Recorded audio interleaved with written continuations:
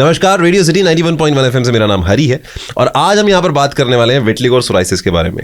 देखिए, ऐसा है कि ये सिर्फ हेल्थ इश्यूज नहीं है, ये कुछ ऐसी बीमारियां हैं जो आपका कॉन्फिडेंस भी तोड़ सकती हैं। लेकिन thanks to doctor Shailendra Dhawan ji 1992 में 1992 में जो लेकर आए हैं कायाकल्प ग्लोबल, जिस हॉस्पिटल की मदद से आज विटिलिगो और सोराइसिस जो है उन बीमारियों का जो है इलाज आपके लिए अवेलेबल है। हमारे स्टूडियो में है doctor Shailendra Dhawan ji and doctor Samyak Dhawan. बहुत बहुत स्वागत है जी आपका। धन्यवाद। नमस्कार, धन्यवाद। Hi guys, this is doctor Samyak Dhawan and आज हम यहाँ रेडियो सिटी के सेटअप में आए हैं। हरी जी से आज हम बात करेंगे एंड आज हम बात करने वाले हैं विटिलिगो और सोराइसिस के बारे में, जो कि बहुत ज़्यादा टैबू और स्टिग्मा जिसको माना जाता है। तो I hope you guys like the conversation और आगे बात करते हैं हरी जी से। सो सर, सबसे पहले तो यहाँ पर जानना चाहेंगे कि कायाकल्प ग्लोबल की शुरुआत कैसे हुई, बाप बेटे कैसे आए एक साथ? 1992 से बताना स्टार्ट कीजिए सर। बड़ा इंटरेस्टिंग हरी क्वेश्चन आपने पूछा जी। मैं जब ग्रेजुएशन करके मैंने लक्ष्मी नारायण आयुर्वेदिक मेडिकल कॉलेज से वहाँ अमृतसर से मैंने ग्रेजुएशन किया जी। तो हमारे गुरुजी थे सोहनलाल बसंत जी, तो उनके साथ मैंने आयुर्वेद की प्रैक्टिस शुरू करी। हाँ जी, हाँ जी। तो वो एक चैरिटेबल हॉस्पिटल रन करते थे। हाँ जी। और नंबर ऑफ पेशेंट हमारे पास कितने होते थे? 300 पेशेंट्स पर डे होते थे। और फीस कितनी होती थी पर डे मेडिसिन की? 3 रुपए, क्योंकि वो चैरिटेबल हॉस्पिटल था। हाँ जी, हाँ जी। तो इतने ज्यादा पेशेंट्स होते थे वहां पर। जब मेरे को लर्निंग का मौका मिला जी, तो वो जो मेरा एक्सपर्टाइज था, हाँ। क्योंकि नंबर ऑफ पेशेंट बहुत थे तो वहाँ एक्सपेरिमेंट करने के लिए भी बहुत था। ये ड्रग काम नहीं कर रही, दूसरी ड्रग दे दो, ये ड्रग काम नहीं करती, दूसरी ड्रग दे दो। तो ऐसा करने से हमारे पास 1 साल 2 साल के अंदर हम हर एक डिजीज के अंदर इतनी मास्टरी होती गई हमें। और हमारे गुरु जो थे वो स्किन डिजीजेज में उनकी मास्टरी थी जी सर। तो उनको आयुर्वेद पढ़े हुए थे। मेरे को अभी वो दिन याद है, एक पेशेंट आया, उसने बोला डॉक्टर साहब आई एम सो हैप्पी। उसने मिठाई का डब्बा गुरुजी को लाके दिया। और कह रही क्या हुआ? कह रही डॉक्टर साहब मेरा ना सिर के अंदर सोराइसिस था, वो आपने जो ऑयल दिया था, मेरा सोराइसिस जो पिछले 15 सालों से एलोपैथी से ठीक नहीं हो रहा था, वो आपकी दवाई से ठीक हो गया। और हमारे गुरुजी जो थे उसको बोलते थे एका कुष्ठा। आयुर्वेद में सोराइसिस को एक कुष्ठ बोलते हैं, जहां पर आदमी की चमड़ी मछली की तरह बनने लग जाती है, उसको बोलते हैं एक कुष्ठ जी सर। अब हमारे गुरुजी के लिए तो वो बड़ी बात नहीं थी, वो तो करते ही थे, लेकिन उसकी एक इनक्योरेबल डिजीज ठीक हुई। तो मैं वहां सामने ट्रेनिंग लेता था, मैंने उस चीज को नोट किया जी सर कि ये कितनी बड़ी बात है आयुर्वेद के लिए कि एक इनक्योरेबल डिजीज जो है वो ठीक हो पा रही है आयुर्वेद के ऑयल से और मेडिसिन से। वाह सर वाह। तो वहां से वो जर्नी जब शुरू हुई तो फिर वो आगे हम बढ़ते गए। अरे वाह सर। एंड देखिए, ऐसा है कि अभी मैं डॉक्टर धवन से बात कर रहा था सर, आपने एक चीज़ भी बताई थी कि एक तरीके से समाज में कई सारे ऐसे चीज़ें हो जाती हैं जो नहीं होनी चाहिए just because of vitiligo and psoriasis. वो एक आधा वाकया शेयर करेंगे सर आप, जो यूपी बिहार कौन सी जगह का आपने किया था सर प्लीज़? बहुत बड़ी आपने क्या, मैं आपको एक ऐसा इंसिडेंट सुनाता हूँ जिससे कि वो लाइफ चेंजिंग था हमारे लिए भी, हमारी संस्था के लिए भी। जी सर। हम लोग शुगर की दवाई दिया करते थे आयुर्वेद में, हम जॉइंट पेन की दवाई दिया करते थे, हम स्किन डिजीज को ट्रीट करते थे, हम मल्टीपल डिजीजेस को ट्रीट करते थे जी सर। एक पेशेंट मेरे पास आई, उसने मेरे को बोला, हम उन दिनों में मेरे को याद है हम 1 महीने की दवाई मान लो पेशेंट को देते थे, आसपास के पेशेंट आते थे। अब हमारे पास पैन इंडिया पेशेंट आते हैं, तो उन दिनों में आसपास के लोग आया करते थे। तो मैंने उसको 1 महीने की दवाई दी। वो मेरे उस पेशेंट 4 महीने में उसका सफेद दाग था, विटिलिगो की पेशेंट थी जी सर। उसके हाथों पे, बच्चे की 12 साल के बच्चे का हाथों पे सफेद दाग ठीक हुआ। और उसने मेरे को बोला डॉक्टर साहब ऐसा करो 3 महीने की दवाई इकट्ठी दे दो। मैंने बोला तुम हर महीने तो लेती हो, तब 3 महीने क्यों करना है? उसने जो जवाब दिया, आप हरी आप सुन के आपको भी लगेगा कि ये क्या होता है हमारे देश में। उसने बोला कि पिछले 5 सालों से बिहार में की लड़की है, अब फरीदाबाद में रहती है, तो मैं इसको गांव में कभी 4 साल से किसी फंक्शन पे लेके नहीं गई थी, क्योंकि अगर इसको गांव में पता लग जाता कि इसके दाग है तो फिर बहुत समस्या थी हमारे लिए। अब आपने इसको ठीक कर दिया है तो मैं अब पहली बार खुशी खुशी इसको गांव लेके जा रही हूँ। बहुत बहुत धन्यवाद सर आपका स्टूडियो में आने के लिए। और देखिए, जैसे शैलेंद्र सर आए, एक तो भाषा शैली बहुत बिल्कुल नाम की तरह है सर की, और साथ ही साथ देखिए ऐसा है कि सर इसके बारे में अब और भी ज़्यादा बातचीत करते हैं। सबसे पहला मेरा क्वेश्चन ये है कि आप फादर सन डॉक्टर डुओ हैं और विटिलिगो और सोराइसिस को अपनी लाइफ का आपने काम क्यों बनाया, और इसमें अप्रोच जो है एक वो क्या आपने अप्लाई की, उसके बारे में बताएं सर। समय आप ज़्यादा इसमें हमने जो नोटिस किया, जैसे मैं MBBS डॉक्टर हूँ, फादर साहब जो हैं वो BMS डॉक्टर हैं, तो यहाँ पे हमारा एक डुअल अप्रोच आता है, जहाँ पे कि हम ईस्ट मीट्स वेस्ट अप्रोच इसे कहेंगे ना, traditional medicine meets modern medicine वाला अप्रोच हमारा है। उसका रीज़न ये है कि जैसे सर ने बताया कि उन्होंने नोटिस किया कि एक बहुत बड़ा यहाँ पे स्टिग्मा है हमारे देश में कि जैसे हम भी जब ओपीडी करते हैं तो पेशेंट आते हैं तो बिहार में काफ़ी बार वो क्या करते हैं कि पूरी पूरी फैमिली को वो बॉयकॉट कर देते हैं, है ना, उनकी पूरी पूरी परिवार में शादी नहीं हो पाती है।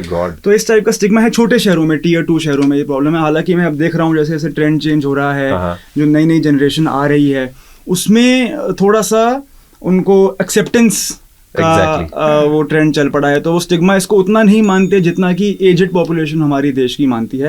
हाउएवर अभी भी मैं समझता हूँ कि मेजॉरिटी जो हमारा देश है 90% वो अभी भी बिलो पॉवर्टी रहता है। हमारा जो देश है वो टियर 2 टियर 3 में ही आता है, तो अभी भी बहुत ज़्यादा स्टिग्मा है।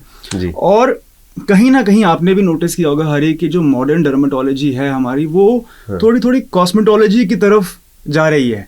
कहीं ना कहीं जितने भी नए बच्चे जो ग्रेजुएट होते हैं, मेरे साथ के भी जो बच्चे ग्रेजुएट हुए हैं जो डर्मा करते हैं, एमडी करते हैं, उनको कहीं ना कहीं रहता है प्रोसीजर करना, फिलर्स करना, बोटॉक्स प्रोसीजर्स, फेशियल्स, मेडिफेशियल्स, इस तरफ थोड़ा तरफ cosmetology, hair transplant. I also need it. तो कोर डर्मेटोलॉजी जो है ना, जिसमें कि एक्चुअल स्किन की जो डिजीजेस का जो इलाज है वो कहीं ना कहीं हमने नोटिस किया कि who is serving that population. तो जब इतना बड़ा स्टिग्मा है हमारे देश में, जहां मान लो इवन दो विटिलिगो सिर्फ देश की 1 या 2% आबादी को हो रहा है, लेकिन वो जो 1 या 2% आबादी है उनका जो दुख है, उनकी जो पीड़ा है, उनको ये बोल दिया जाता है कि this is just a skin disorder, आप इसको एक्सेप्ट कर लीजिए।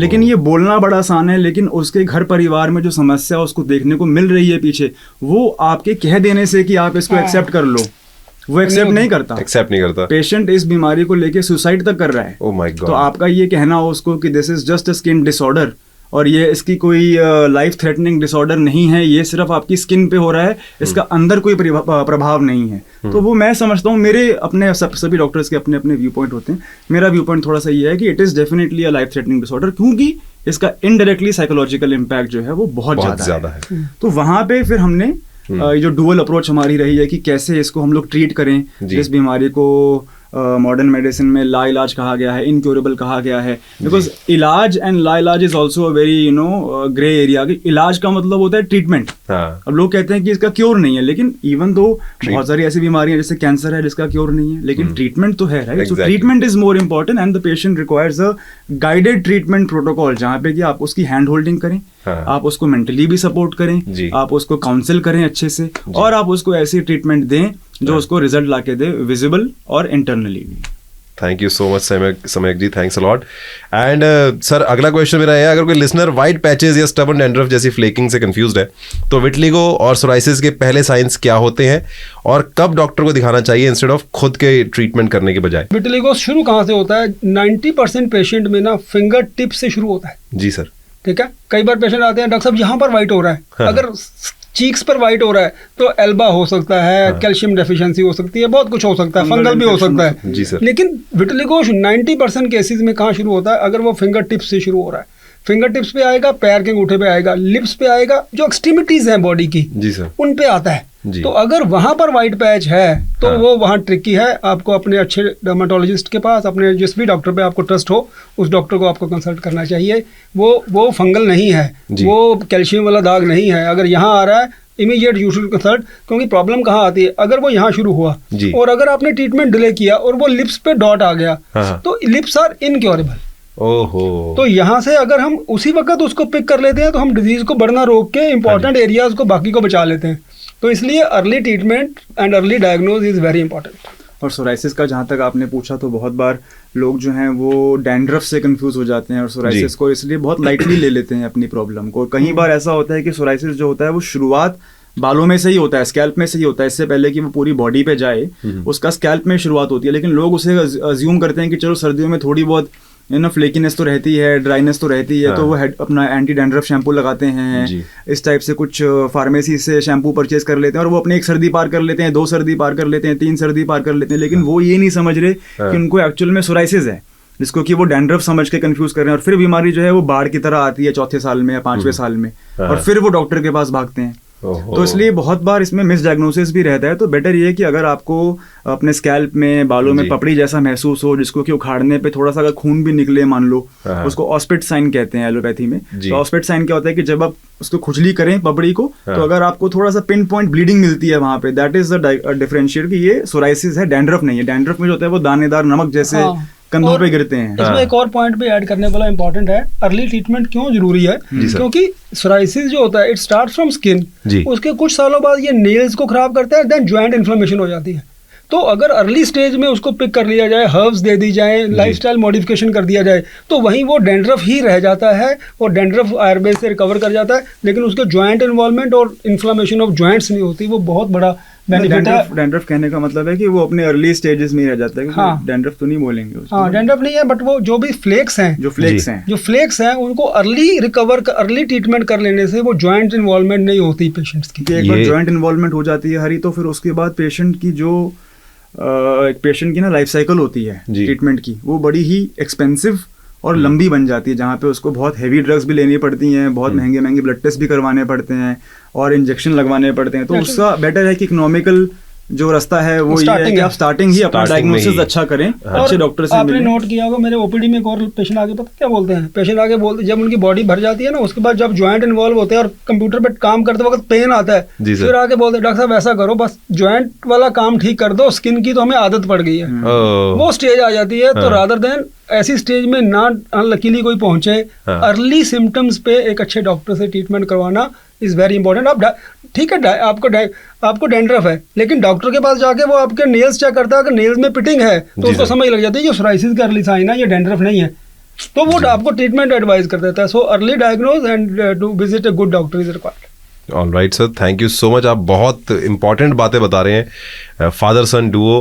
एंड सर, मिथ और फैक्ट के बारे में यहाँ पर बात करते हैं। 3 कॉमन मिथ्स जो हैं, जो आप चाहते हैं इंडिया में तुरंत स्टॉप कर दिए जाएं विटिलिगो और सोराइसिस के बारे में, और उनके सिंपल फैक्ट्स जो उन्हें रिप्लेस कर सकते हैं कि ये बात है, ये 3 मिथ्स हैं, ये गलत है, और उनकी सच्चाई क्या है, ये बताएं सर। तो यहाँ पे मैं अपने दर्शकों को बताना चाहूंगा कि सफेद दाग और सोराइसिस दोनों ही छूने से नहीं फैलती हैं। ये चीज़ ऑटो इम्यून डिसऑर्डर्स जो आपके बॉडी के अंदर से शुरू हुई हैं, और ये कम्युनिकेबल नहीं है, स्प्रेड नहीं होती हैं, अनकम्युनिकेबल डिसऑर्डर्स।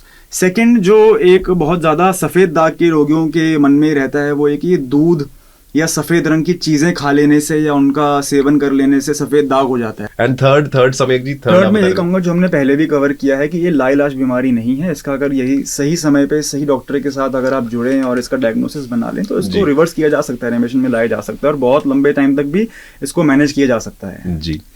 एंड सर, जैसा कि आपने बताया इंटीग्रेटिव मेडिसिन, तो प्रैक्टिकल टर्म्स में इंटीग्रेटिव का मतलब क्या है और किस कंडीशंस के लिए है? आयुर्वेद और मॉडर्न डर्मेटोलॉजिस्ट जो है डायग्नोसिस, ये किस तरीके से एक दूसरे के साथ चलते हैं, ये बताएं सर। आयुर्वेद में रुकने के लिए 4 महीने 5 महीने लगेंगे, उतनी देर में होंठ वाइट हो जाएगा। और जैसे ही आप देखो, समय सर हमारे साथ ज्वाइन किए हैं, मॉडर्न मेडिसिन को इंटीग्रेशन हमने किया है जैसे ही, तो वो जो स्प्रेडिंग है that can be arrested with in 45 days. तो यहीं पे इंटीग्रेटिव मेडिसिन आपने पूछा कि इंटीग्रेशन क्या है। तो इंटीग्रेशन यही है कि जहाँ पे समझदारी से एथिकली पेशेंट की कंडीशन को समझते हुए, ना कि अपनी पैथी को सही साबित करने के मकसद से इलाज किया जाए। इलाज करना चाहिए पेशेंट की रिक्वायरमेंट के हिसाब से। तो उस समय वो ट्रीटमेंट, उस समय वो ट्रीटमेंट क्या मांग रही है, पेशेंट क्या मांग रहा है, उसकी कंडीशन क्या मांग रही है, उस समय वो इलाज देना जो पेशेंट को रिक्वायर्ड है, that is integrative medicine. Ayurveda को लोग नेचुरल समझते हैं, डर्मेटोलॉजी को साइंटिफिक समझते हैं, तो आप इन दोनों को सेफ्टी में कैसे कंबाइन करते हैं और कौन से लैब टेस्ट, क्लिनिकल ट्रैकिंग या स्टडीज यूज करते हैं ताकि एक सेफ जो है वो चीजें पेशेंट के पास तक जाएं? सबसे देखो, यहाँ पे इंपॉर्टेंट ये आता है हरी कि जहाँ पे एलोपैथी इंटरवेंशन रहती है हमारी साइड से, तो हम लोग हमेशा पेशेंट से जो है ब्लड टेस्ट जरूर मंगवाते हैं। तो हमारा जो ब्लड टेस्ट होता है that is the source of truth. तो जो मेडिसिन आप दे रहे हो, आपको पहले से एलोपैथी में पता है कि अगर ये मेडिसिन दी जा रही है तो ये वाले पैरामीटर्स हमें चेक करने होते हैं। इसलिए हमें कोई व्हील को रीइन्वेंट नहीं करना है वहाँ पे। वो पहले ही पता है कि अगर आपने मान लो ये वाला ड्रग दिया है, ड्रग ए, तो इसका प्रभाव जो है इन ऑर्गन्स पे पड़ेगा, तो आपको एक KFT LFT करवाना है अपना। तो वो हम पहले से ही करवा के चलते हैं, हर महीने, हर 2 महीने, हर 3 महीने। और उसके जो सोर्स ऑफ ट्रूथ है हमारा, जो ब्लड पैरामीटर्स हैं, उसके रिस्पॉन्स के हिसाब से ही जो है ट्रीटमेंट को मॉडिफाई किया जाता है कि भैया ज्यादा तेज दवाई देनी है, कि उसको टेपर डाउन करना है, कि उसको टेपर अप करना है। तो वो हमारा एविडेंस बेस वहां पे रहता है। तो बेसिकली मतलब इट्स जो जैसा पेशेंट है सबके लिए ऐसा नहीं है, सबका अलग अलग है, सबका इंडिविजुअल पूरा ध्यान दिया जाता है कि इसका क्या इलाज है, इसका क्या इलाज है। पेशेंट लेके आ जाते हैं, डॉक्टर साहब 24 साल की लड़की है, 25 साल में शादी करनी है, इसका दाग निकलने मत देना जी। अब इसका लाइन ऑफ ट्रीटमेंट अलग है जी। अब 55 साल की माता जी आ गई जी, ठीक है, सारी जिंदगी जी ली, बच्चों की शादियां हो गई, अब उनको हमें वो अग्रेसिव ड्रग नहीं देनी जी सर, जो हमें 25 साल के 24 साल की लड़की को देनी है, ताकि वो उसकी लाइफ जो है आगे बहुत आगे लाइफ पड़ा है, कैरियर पड़ा है उसका आगे जी सर। तो वो हर एक पेशेंट डिफरेंट है। लाइफस्टाइल जो मैटर करता है सर, क्रीम्स और टैबलेट्स के आगे जाके कौन से 3 लाइफस्टाइल हैबिट्स हैं जो सबसे ज़्यादा इम्पैक्ट करते हैं विटलिगो और सोराइसिस के पेशेंट्स के लिए, और कौन से पॉपुलर चीज़ें हैं जो आप बताना चाहेंगे? इसमें मैं एक पॉइंट ऐड करता हूँ इनके लिए। अरे ये सबसे इम्पोर्टेंट पता क्या है जी सर, विटलिगो के कॉजेज भी इसमें कवर हो जाएंगे कि ये होता किसको है, जो मैं पॉइंट आपको बताऊंगा जी। बुक्स में लिखा हुआ है कि कुछ हद तक जेनेटिक्स होता है जी, कि मतलब अगर वंशानुगत, अगर परिवार में किसी को सफ़ेद दाग चल रहा है या सोराइसिस चल रहा है, नेक्स्ट जनरेशन में आने के चांसेस ज़्यादा हैं, एग्रीड जी सर। पर एक माँ के 3 बच्चे हैं ना, एक को होता है 2 को नहीं होता, किसको होता है वो बताता हूँ जी सर।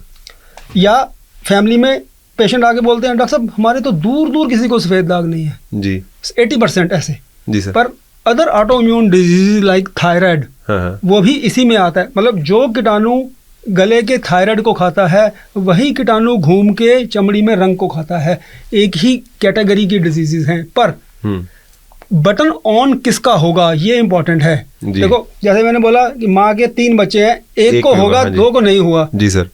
किसको होगा? जो बटन खुद ऑन करते हैं पेशेंट, वो कैसे? हाँ जी।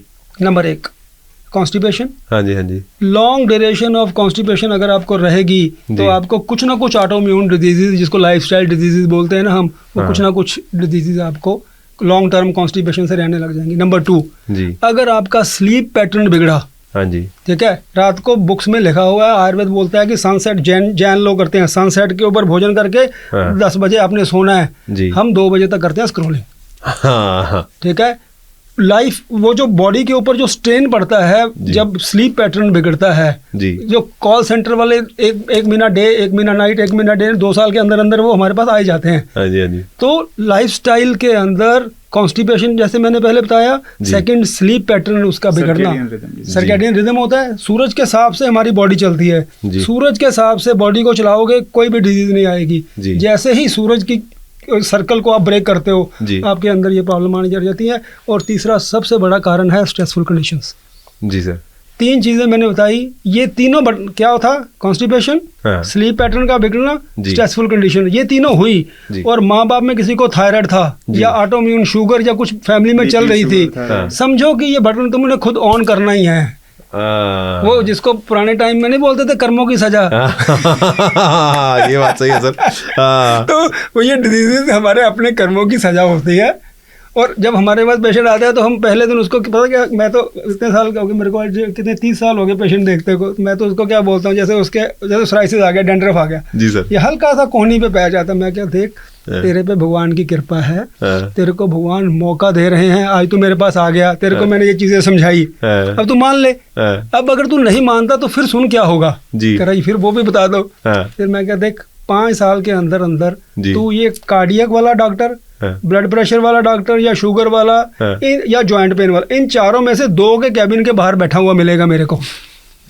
या तो मेरी बात मान ले तो तेरा सोराइसिस और सफेद दाग भी रिवर्स होगा, और ये जो 5 डॉक्टर 4 डॉक्टर आने हैं ना तेरे आने वाले 10 सालों में, ये भी नहीं आएंगे। अरे अब तू फैसला कर ले कि तेरे ये भगवान ने, तेरी किस्मत अच्छी है कि तेरे को बड़ी डिजीज नहीं दी, ठकठकाया है सर, कुंडा खटखटाया है तेरा जी। Exactly sir. और आयुर्वेद में एक और बहुत समय अच्छी चीज क्या लिखी हुई है, ये जो हम करते हैं, जब हम कॉन्स्टिपेशन करते हैं, जब करते हैं तो बॉडी के अंदर टॉक्सिन्स बनते हैं जी, वो टॉक्सिन्स बॉडी के अंदर घूमते हुए स्किन से बाहर निकलते हैं, that is called skin diseases. वो टॉक्सिन्स, हम टॉक्सिन जो मैंने 3 पॉइंट बोले आपको, हम खुद टॉक्सिन्स पैदा करते हैं, वो फिर वही फॉलिंग ऑफ हेयर कर रहा है, वही आपका स्किन डिजीज कर रहा है, वही सोराइसिस कर रहा है। आयुर्वेद बहुत अच्छे ढंग से एक्सप्लेन करता है। जो कमाल की बात है वो ये है कि बहुत सारे लिसनर्स को लगता होगा कि जैसे ये अनसाइंटिफिक बातें कर रहे हैं, बड़ी बात यह है कि ये सारी चीजें मॉडर्न मेडिसिन में प्रूवन है। यदि आप नेट पे जाके सर्च करेंगे तो जो भी बातें ये बता रहे हैं कि what is the role of stress in autoimmune disorder, तो हर ऑटो इम्यून डिसऑर्डर, चाहे वो कैंसर हो, बीपी हो, शुगर हो, विटलिगो हो, सोराइसिस हो, वो सब में मेंशन्ड है कि मानसिक तनाव बढ़ने से जो है ऑटो इम्यून डिजीज ट्रिगर होती है, जिसकी वजह से ये सारी चीजें होती हैं। सेकेंडली जिन्होंने बताया सर्केडियन रिदम के बारे में, ये अभी प्रूव हो चुका है कि जिनका भी सर्केडियन रिदम खराब रहता है उनके बॉडी के अंदर इन्फ्लेमेटरी मार्कर बढ़ते हैं। वो जो इन्फ्लेमेटरी मार्कर, जिनको आम भाषा में कीटाणु कह दो या कुछ भी कह दो, वो जो इन्फ्लेमेटरी मार्कर बढ़ता है वो आगे जाके बाकी ऑर्गन्स पे अफेक्ट कर रहे हैं और फिर ऑटो इम्यून डिसऑर्डर हो रही है। तो it is now been proven, जो इतने सालों से 2000-3000 साल पहले जो हमारा आयुर्वेद में जो लिखा गया था उसको अब हम लोग प्रूव करने जा रहे हैं। जो इन्होंने गट वाली भी बात बताई है उसको भी आप स्टडी कर सकते हो। स्किन गट एक्सेस होता है जी। कितनी बार आप कहते हैं कि आजकल आप देखोगे कितने सारे नए स्टार्टअप आ गए हैं, ब्रांड आ गए हैं, वो बोलते हैं कि एक्ने क्यों होता है, पेट साफ नहीं होता। आपका मूड ऑफ क्यों रहता है, पेट साफ नहीं होता। आपको आईबीएस होता है, उससे आपका मूड ऑफ रहता है, फिर आपका फेस खराब होता है, क्यों हो रहा है, वो स्किन गट एक्सेस है। तो it is now all being proven again and again, जो सारी बातें पहले ही हमें पता थी। तो बस बड़ा सिंपल सा चीज है जी, अपना लाइफस्टाइल सुधारने की अगर कोई चीज कर सकते हो तो वो कर लो जी आप। बाकी डॉक्टर साहब हैं ही, वो आपको सुधारने में मजबूर कर देंगे। And sir, the hopeful takeaway, let's talk about the hopeful takeaway. अगर एक लिस्टर जो अभी जिसे डायग्नोसिस मिला है इस वीक में ही, तो रियलिस्टिक रिकवरी जर्नी जो है उसकी 3 से 6 महीने की में कैसी दिखेगी, ये बताएं sir. 3 months 20% recovery if the hair follicles are black, number 1। Number 2, जी सर, अगर दाग बढ़ रहा है और 45 days मैक्सिमम 3 months जी सर के अंदर वो अगर विटिलिगो डॉक्टर से नहीं रुक रहा तो दैट मीन्स आपको ट्रीटमेंट की मॉडिफिकेशन की जरूरत है। आप हायर सेंटर पे जाएं और एक्सपर्ट डॉक्टर देखें या कुछ भी आप करें, बट वो चीज़ जो आप कर रहे हो वो परफेक्ट नहीं है जी। तो ये 2 पैरामीटर ऐसे हैं जिनका ध्यान सभी पेशेंट्स को रखना चाहिए। All right. एंड सर देखें, ऐसा है कि कई सारे जो हैं देश के अलग अलग डिजिटल माध्यम से हम कई सारे लोग देखेंगे, देश के अलग अलग कोने से भी देख सकते हैं। तो एक बार ज़रा कायाकल्प ग्लोबल की ज़रा फिजिकल एड्रेस और सब कुछ चीज़ों के बारे में बता दें कि अगर किसी को ऐसी चीज़ होती है तो आपके पास कहाँ तक आ सकते हैं। तो हमारे 3 सेंटर हैं, एक लखनऊ में है, अलीगंज में, एक हमारा नवी मुंबई में है कोपर खैरन में थाने के पास, एक लखनऊ में है, अलीगंज में और फरीदाबाद में हमारा मेन सेंटर है। इस पे अब तीनों सेंटर पे जाके भी दिखा सकते हैं। इसके अलावा यदि कोई पेशेंट दूर रहते हैं, आके नहीं दिखा पाते हैं, तो सबसे अच्छा फ़ायदा ये है कि टेलीमेडिसिन के माध्यम से, वीडियो कॉल के माध्यम से डॉक्टर से कंसल्टेशन किया जा सकता है, जहाँ वीडियो कॉल पे पेशेंट को अपने सफ़ेद दाग के पैचेस दिखा के डॉक्टर से कंसल्टेशन लेके और फिर मेडिसिन को जो है अपने घर पर ही मंगवाया जा सकता है। और फिर जो बाकी फॉलोअप वाला प्रोसेस है वो भी वीडियो कॉल पर हो सकता है। और फिर अगर पेशेंट को लगता है तो वो हमारे किन्हीं भी इन 3 सेंटर्स में जाके एक फॉलोअप विजिट भी ले सकते हैं। तो ये बहुत अच्छा ब्यूटी है टेलीमेडिसिन का, जहां घर बैठे बैठे भी अब इलाज करवाया जा सकता है सफेद दाग और सोराइसिस का। सर मुझे ये बताएं जरा कि अगर मान लीजिए शादियों का सीजन चल रहा है, अगर किसी की शादी आ रही है और भगवान ना करे किसी को ये प्रॉब्लम अगर शुरू हो रही है या उनको ऑलरेडी है, तो कुछ ऐसे ट्रीटमेंट, कुछ ऐसी टेक्नोलॉजी हमारे हॉस्पिटल में अवेलेबल है सर? तो देखो, सबसे पहले तो इसमें ये आता है कि जो टेक्निकली अगर हम बात करें तो बहुत ज़रूरी है सबसे पहले बढ़ते सफ़ेद दाग का रुकना। यदि 1 साल तक बीमारी जो है वो शांत हो चुकी है तो उसके बाद, और अगर पेशेंट की जो है, जैसे मैंने स्टार्टिंग में आपको बताया था कि उसकी हम एविडेंस बेस्ड ब्लड टेस्ट करवाते हैं, काम प्रॉपर तरीके से कर जाते हैं, तो अगर उसके ब्लड पैरामीटर्स बिल्कुल ठीक हैं और 1 साल हो गया है, बीमारी शांत हो गई है, तो ऐसे केसेस में हम लोग सर्जरी भी करवा सकते हैं। उसे हम कहते हैं मेलानोसाइट ट्रांसप्लांट, जिसमें हमारी ही स्किन की चमड़ी से जो नॉर्मल स्किन है हमारी, जहाँ पे रंग बनाने वाली कोशिकाएं अभी जीवित हैं, उसको हम एक पील ले सकते हैं और उसको फिर केमिकल से ट्रीट करके उस स्किन में से जो रंग बनाने वाले सेल्स हैं, जिसको मेलानोसाइट कहते हैं, उनको निकाला जा सकता है, उसको हार्वेस्ट किया जा सकता है और फिर उसका लेप बना के जहां जहां पे सफेद दाग है वहां पे लगाया जा सकता है। तो ऐसा करने से, जैसे हेयर ट्रांसप्लांट में क्या होता है, पीछे के जो बाल होते हैं उनको आगे लगा देते हैं, सिमिलरली अपनी ही बॉडी में से अपने रंग बनाने वाले सेल्स को लेके ट्रांसप्लांट कर दिया है जहां पे रंग नहीं था, तो आने वाले कुछ महीनों में 2, 3, 4, 5 महीने में वो रंग वहां बना लेता है। तो इसे हम कहते हैं मेलानोसाइट ट्रांसप्लांट। तो ये उन लोगों के लिए बहुत अच्छा है जो, जैसे आपने बताया, मैनेजेबल एज ग्रुप में किसी को फास्ट ट्रीटमेंट चाहिए, किसी को फास्ट रिजल्ट चाहिए, तो ऐसा करने से जल्दी इलाज दिया जा सकता है। लेकिन the disease has to be stable for 1 year. बहुत सारे लोग, मैं देखता हूँ कि बहुत सारे डॉक्टर्स जो हैं वो ऐसा भी करना, मतलब बिना डिजीज को स्टेबल किए ऐसा करना गलत है, क्योंकि मान लो अगर बीमारी अंदर से अभी एक्टिव है और आपने यहाँ पे ट्रांसप्लांट कर दिया तो वो नए पैच बना सकती है, क्योंकि बीमारी अंदर से शांत नहीं थी। तो इसलिए अंदर से मैंने जो बात पहले बोली वो ये है कि डिजीज को स्टेबल करना बहुत जरूरी है। इसमें एक पॉइंट और मैं ऐड करता हूँ जो छोटे शहर है ना, उसमें क्या हो रहा है कि जो पुरानी टेक्निक्स थी सर्जरी की, वो क्या होता है, पुरानी टेक्निक क्या होती थी, पंच ग्राफ्ट। पंच ग्राफ्ट में क्या करते थे, वो यहाँ से ऐसे घुमाया, यहाँ से स्किन का टुकड़ा उठाया, उसको उठा के यहाँ पर स्किन का टुकड़ा लगा दिया। पंच ग्राफ्टिंग बोलते हैं उसको, पुरानी टेक्निक है। तो उसमें क्या होता था कि स्किन उभरी उभरी रहती है लगने के बाद। फिर उसके बाद टेक्निक क्या आई, ग्राफ्ट लगता था। ग्राफ्ट कैसे होता था, मान लो 2 इंच का टुकड़ा यहाँ पर वाइट है, तो वो थाई से 2 इंच की स्किन लेते थे और उसके ऊपर लगा देते थे। जी सर। स्किन ग्राफ्ट कर देते थे।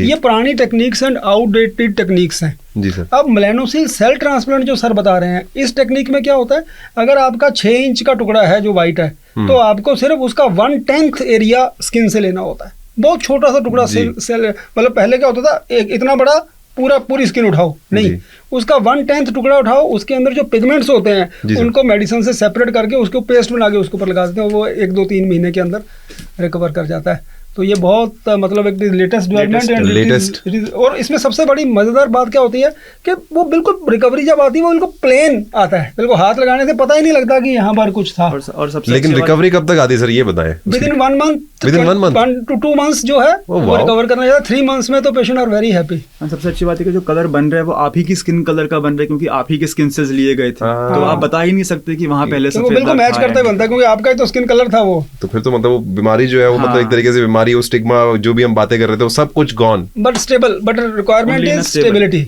और उसके बाद भी कुछ करना पड़ता है सर, देखो लाइफस्टाइल मैनेजमेंट तो करके रखना पड़ेगा उसके बाद।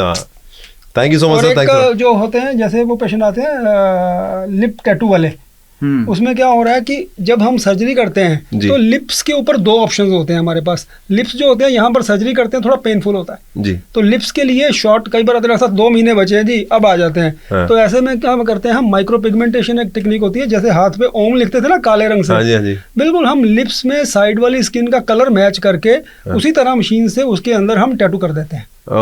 तो टैटू करने से वो पेरिफेरी की जो है कॉस्मेटिकली वो जो है वो रिकवर कर जाता है, क्योंकि लिप्स के ऊपर मेडिसिन के अंदर भी recovery is very very slow, surgery is painful, तो हम टैटू जो है वो कर देते हैं। तो मतलब पॉइंट इज कि कायाकल्प के ऊपर जब पेशेंट आता है उसकी इंटीग्रेशन ट्रीटमेंट से स्टेबिलिटी लाना जी, ठीक है। जो पैचेस ब्लैक हेयर वाले हैं उनको रिकवर कर देना जी सर। जो पैचेस इनक्योरेबल हैं उनके ऊपर सर्जरी कर देना, लिप्स के ऊपर रिकवरी नहीं आती टैटू कर देना। और लास्ट में एक बताता हूँ, जैसे 55-60 साल के पेशेंट आते हैं, अब फिंगर की सिर्फ इतनी टिप है, the recovery is very slow, तो हम वाटरप्रूफ कंसीलर्स भी होते हैं हमारे पास, वो सिंपल फंक्शंस पे जाने के लिए आप उसको लगाओ, बिल्कुल पता ही नहीं लगता कि कुछ है, वो 1-2 दिन चलने वाले।